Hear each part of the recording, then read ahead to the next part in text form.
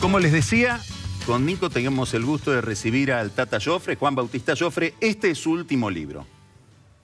Lo acaba de publicar. ¿Por qué? ¿Por cuántos libros vaya, Tata? ¿De venta? No hiciste la cuenta. No, no. No, 11. 11 libros. Y sí, yo estuve en la oscuridad durante el kirchnerismo y tiraba un libro todos los años.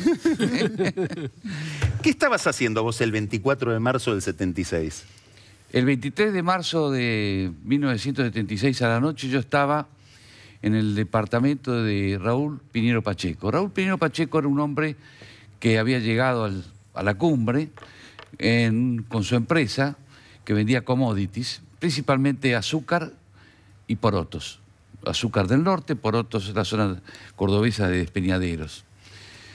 Estaba Miquel Urralde, estaba Hugo Martini, estaba Bernardo Neustadt y estaba Luis Alfredo Pinheiro Pacheco, que es el hermano de Raúl, pero de mi edad. Bueno, un espléndido departamento en la calle 11 de septiembre, y a partir de las 11, 11 y cuarto de la noche empezó a sonar el teléfono. Estábamos terminando de comer, un espléndido comedor, un living enorme en el medio y un escritorio. Y entonces yo iba y atendía, Raúl era muy amigo, atendía, entonces, y uno va anotando papelitos para contárselo a los comensales. Y esos papelitos yo los guardé. Pues yo guardé todo. Ahora no me pidan por qué guardé. Guardé. ¿Y qué decían los papelitos? Y no, como el ejército ya había tomado el campo de deportes de la UOM, que había conferencia de prensa, la Junta había citado a los corresponsales extranjeros, cómo iba a llamarse el golpe, quiénes podían ser los candidatos a canciller. Yo tengo una carpeta que se llama las horas previas y posteriores al golpe, porque fui escribiendo todo, absolutamente todo. ¿Cuándo se decidió el golpe? El golpe se va a decidir, digamos, la variante 5, según surge de los cuadernos privados del general Albano Arguindegui. Déjame interrumpirte. Sí. Uno de los muchísimos valores que tiene este libro, no solamente es que está muy bien escrito y además con mucha gracia, tiene muchísimo color, sino que tiene entre la numerosa documentación que muestra los apuntes que fue siguiendo el general Arguindegui, que termina siendo el ministro del Interior de Videla durante toda la gestación de este proceso. Acá, a ver, don Hernán, nuestro director, en esta página, Sí. esa es la letra de Arguindegui, estos son los apuntes con los cuales él va registrando día a día lo que va pasando en el interior de las Fuerzas Armadas. Las agendas van entre 1974 y 76.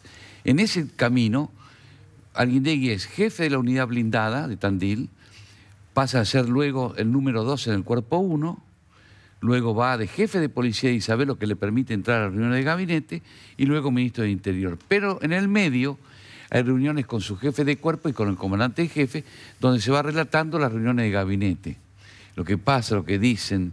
Y eso es muy interesante porque es la primera vez que los civiles nos metemos dentro de los cuadernos militares para ver cómo eran las reuniones de mando. Y Nico te decía, ¿cuándo vos pensás Y alrededor del 10 de octubre. Del 75. Del 75, sí, porque ahí ya se aprueba la variante 5. ¿Qué es la variante 5? La variante 5 era el golpe, donde Pero vos decís se aprueba. se acepta. ¿Se aprueba en dónde? ¿En una mesa? Sí, una reunión, donde ahí se acepta que va a haber trabajo conjunto con las otras fuerzas, la compatibilización, que es muy importante, se arman los equipos. Se distribuye el territorio. Se distribuye el territorio y ya el 33%, porque eso ya venía. Y se hablaba de la mugre. Eso lo dijo Suárez Mason ahí lo ves, porque cada uno de los generales iba explicando y hablando y a quien iba anotando. Vos contás en el libro que antes del golpe los militares ya tenían planeada la logística de la represión, es decir, dónde estaban los centros clandestinos de detención, quiénes... Bueno, esa era la 404, la directiva 404/75, que después se va a cumplimentar con la 405/76.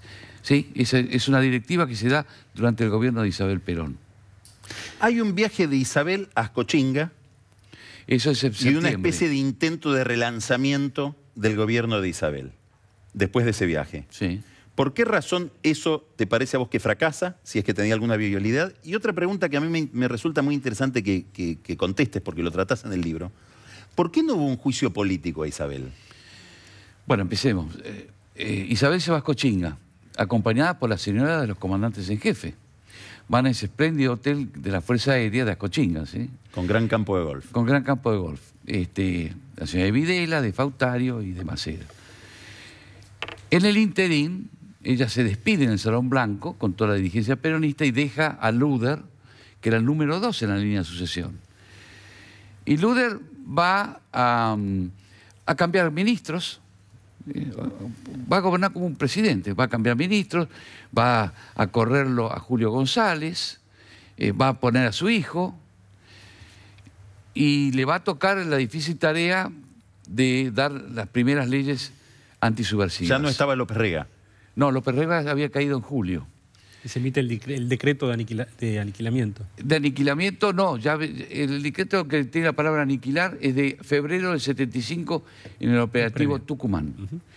Van a hacer las leyes que van a convertir a todo el país en un gran campo de batalla, luego del ataque de Montoneros a la unidad de Formosa, el 5 de octubre del 75.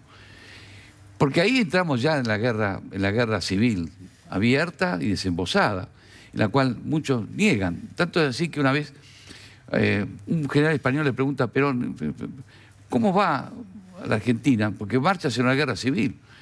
Y el general le dijo, no, usted sabe que la Argentina no está preparada para una guerra civil, su pueblo. Y el general español se empezó a reír. Y Perón lo miró y continuó. Es un pueblo bueno, manso, sereno. Y el general español siguió riéndose. Entonces el general en un momento para y dice, ¿usted de qué se ríe? Que usted está repitiendo lo mismo que yo decía en 1935, dice el general español. Que yo tuviera una guerra civil. Habíamos entrado en la guerra civil. Porque el golpe no es porque no la quiere Isabel. Hay muchas cosas que ocurren. Entre otras la Guerra Fría y entre otras la Guerra Civil. Por ejemplo... ¿Qué quiere decir la Guerra Fría?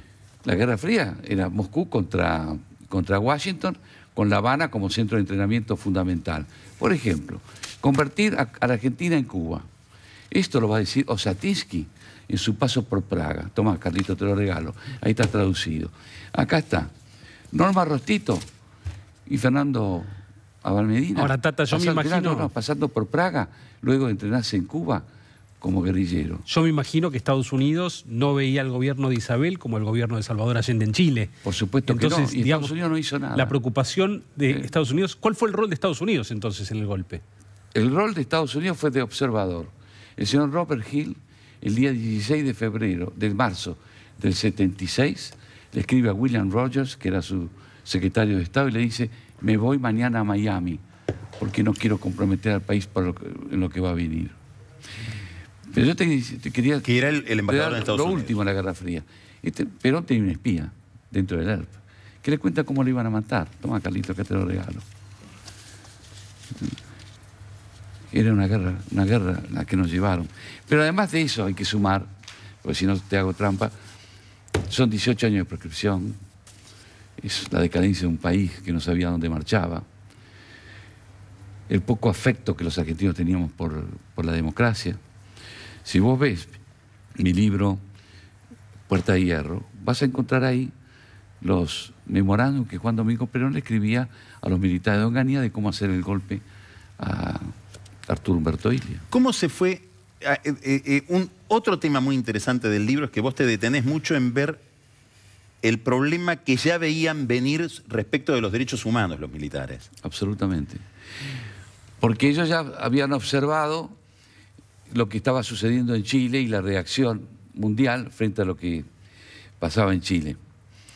Entonces se preocuparon, es más, los chilenos mandaron a través del general Cardoso, que había sido agregado militar en Chile, una serie de recomendaciones. Por ejemplo, no hagan lo del Estadio Nacional de Chile, no fusilen en público, no rompan con la URSS si pueden, cuiden mucho a Israel.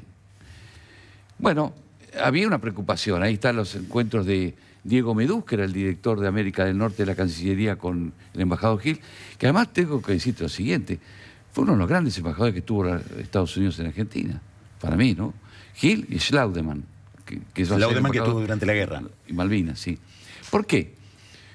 Porque va a ser un hombre que va a ver al castrismo de su nacimiento y va a decir, estos son comunistas. En abril del año 60 participa de una cumbre de embajadores en América Central y él se pelea con los que comandaban el Departamento de Estado que estaban engañados sobre Cuba. Pero además lo importante es que era amigo de Perón. ¿Cómo? Claro, era el embajador norteamericano en España. Él viene en el 74 de embajador acá, porque era amigo de Perón. Venía de España. Venía de España. Vos contás en el libro que hubo un intento de llevarlo a Perón, que Nixon quería llevarlo a Perón a Estados Unidos. Sí, eso me lo contó don Alejandro Orfila, que era el embajador argentino en Washington, y además el que era el abogado de Aerolíneas Argentinas en New York. Nixon tenía un especial interés en conversar con Juan Domingo Perón, porque era un líder popular y no era comunista. Y Nixon no sabía. ¿Quién quería frenar el golpe en la Argentina, Tata? Ya no se podía frenar. Balbín lo hubiera querido frenar. Pero vos contás una reunión de Balbín con Videla en febrero del... El 4 de febrero, en la casa de Piqui Gabrieli, que era el director de competencia y ex director de Primera Plana, donde pregunta, terminen con esta agonía, porque era lo mismo que decía Jacobo Timerman en la tapa de La Opinión. Mismo. Pero además, Hablando de Timerman, vos acá conseguiste la edición completa del diario La Tarde, tan polémico. Claro. ¿Cómo conseguiste eso? Porque me lo trajeron. Pero contás acá que es difícil de conseguir el... Ah, no, el diario sí, porque la familia trató de esconderlo, de tirarlo, ¿no? Pero acá vos te vas a encontrar con un Héctor Timerman golpista, porque él era el director del diario La Tarde, que era el diario de la inteligencia naval de Macera con la familia Timerman. Porque Jacobo Timerman decía, lo dijo el día 15 de marzo en la Biela, al señor Hugo Juan Gobi, que era un embajador de carrera, que este golpe iba a ser distinto porque Macera tenía mucho peso. Pero este es el mismo Timerman que después se va hacia la izquierda, con Cristina Kirchner, Héctor. Tata, pero esperá. Sí. Y ahora después viene a la derecha. ¿Cómo? Me vas a decir. Claro, va a sacar el pasaporte. Se pone en la fila de turistas. Lo reconocen en la embajada. Entonces lo llaman. El embajador tiene que llamarlo, se está el canciller haciendo... Y le dice, ¿usted qué quiere, canciller? Bueno, yo quiero sacar la visa. La visa de turista, porque yo tengo un departamentito ahí y me gusta comer unos sándwichitos en Nueva York. Le dice el embajador, ¿pero qué no lo va a comer a La Habana? Igual le vamos a dar el pasaporte, pero en La Habana va a poder ir a comer. Gluck se lo comió. Lo mismo está haciendo Bettini. Bettini está haciendo gestiones para recuperar su pasaporte español. Entonces, cuando yo te escucho, Carlos, hermano, de quién hemos estado los que se han robado, yo pienso en Perón. ¿Por qué Perón, hasta llegar a República Dominicana, recibía $500 por mes? Vivía como un leproso. Y la señora Isabel, que todavía no tiene su busto en el Salón Blanco, vivía modestamente y vive modestamente. Entonces yo creo que nos fuimos al bombo, para decirlo menos, ¿no? Se ha agravado tanto la situación donde se hablan de miles de millones que se han llevado. Todos en nombre de Perón, a quien despreciaban. Señores, ¿tendríamos que seguir un rato largo más? No, por supuesto que sí. Tata Joffre, La Conspiración, el último libro, súper documentado, varias versiones de lo que se pensaba en el 76, demuestra que la historia siempre es compleja y que los clichés no sirven para interpretarla. Gracias, Tata. Bueno, te quería decir lo siguiente. Después viene mi libro Fuimos Todos, que es el proceso. Yo siempre digo que vos no entrás en el mundo occidental y cristiano a las patadas y con centros clandestinos. Eso solamente lo podían hacer 5 países. Rusia, la Unión Soviética, Estados Unidos, Francia, Alemania y China. Los mismos permanentes de las Naciones Unidas. Argentina no. Tata, muchas gracias. Gracias a usted Tata. por la invitación.